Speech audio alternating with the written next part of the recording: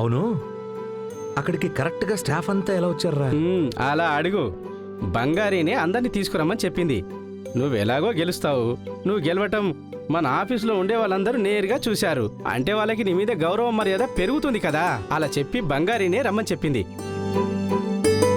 నీకోసం ఒక్కో విషయం ఝాన్సీ అమ్మలాగా చూసి చూసి చెప్తోందిరా. బంగారీ వల్ల నీకు ఎలాంటి నష్టం రాదురా. ఏంట్రా, నువ్వు తనకి ఓవర్గా సపోర్ట్ చేస్తున్నట్లేదు? లేదురా, నేను నిజంగానే చెప్తున్నాను. నువ్వు ఆ అమ్మాయిని ఊరికే తిడుతూనే ఉన్నావు కదా. నీ మనసు మీద చేసుకొని చెప్పు. ఆ బంగారీ లేకపోతే నువ్వు గెలిచేవాడివి ఆ పోటీలో? అవును, తన వల్లే గెలిచాను. కానీ ఈ మాట తనకు చెప్పగలమా? ఆ తర్వాత తను ఊరుకుంటుందా? తల మీదెక్కి డాన్స్ చేయదు. ఇలా రారా ఒకసారి. ఏంట్రా? నీకు ఒకటి చెప్పనా? ఏంటది? తనకు నీకు ఓ భయంకరమైన కామన్ పాయింట్ ఉందిరా. ఏంట్రా అది? మీ ఇద్దరికి ఈగో పీక్స్ లో ఉందిరా. నువ్వేమైనా తక్కువనా ఇటు చెప్పు. ఏమైందిరా? అన్నీ తెలుసురా నీకు. అయినా నీకు ఒకటి చెప్తున్నాను విను.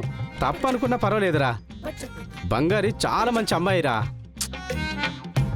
తనని ఒక ఆఫీసు స్టాఫ్గా, ఒక ఫ్రెండ్గా, ఆ తర్వాత మనలో ఒకరిగా తనను చూడాలని చెప్పుకొచ్చాను రా మామ. ఈ మాత్రానికి అలా చేస్తే ఎలా చెప్పు? ఎవరిని ఎక్కడ పెట్టాలో, ఎవరితో ఎలా నడుచుకోవాలో అన్నీ నాకు బాగా తెలుసు. నువ్వు కొంచెం అన్నీ తెలిసిన నీకు ఎలా చెప్పాలో ఏంటో. బంగారి, ఈవేళ మీటింగ్స్ అన్ని ఆర్గనైజ్ చేసావా? సరే ఝాన్సీ. జాను, ఎక్కడికి? ఆఫీస్కి.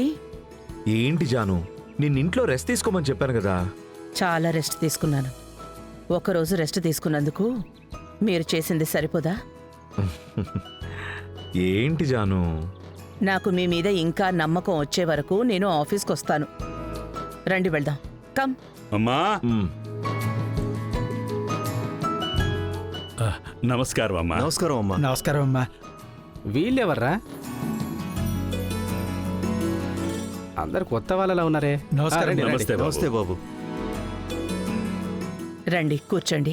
నమస్కారం. నమస్కారం. కూర్చోండి. నమస్కారం అమ్మా. కూర్చోండి. నమస్కారం అమ్మా. ఏంటి హఠాత్తుగా వచ్చారు? అమ్మా, ఇంట్లో ఉన్న అందరినీ పిలిపించండి. అందరికి ఒక ముఖ్యమైన విషయం చెప్పాలి. మణి, అమ్మా, అందరినీ రమ్మని చెప్పు. సరేనమ్మా. నమస్కారం అయ్యా. నమస్కారం అమ్మా. నమస్కారం. నమస్కారం అమ్మా. నమస్కారం. నమస్కారం అమ్మా. నమస్కారం. నమస్కారం. అందరికీ నమస్కారం. మీనా, అందరికీ జ్యూస్ తీసుకురా. అలాగే అత్తయ్య. చెప్పండి, ఏంటి హడావిడి? మిమ్మల్ని చూడటానికే వచ్చావమ్మా.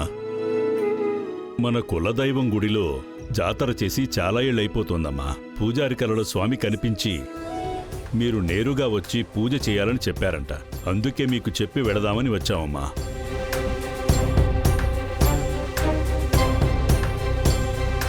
చాలా ఏళ్లుగా మీరు కులదైవానికి దూరంగానే ఉంటున్నారు కదమ్మా.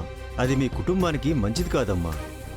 సరే, గుడికి ఏం కావాలో చెప్పండి, నేను చేస్తాను.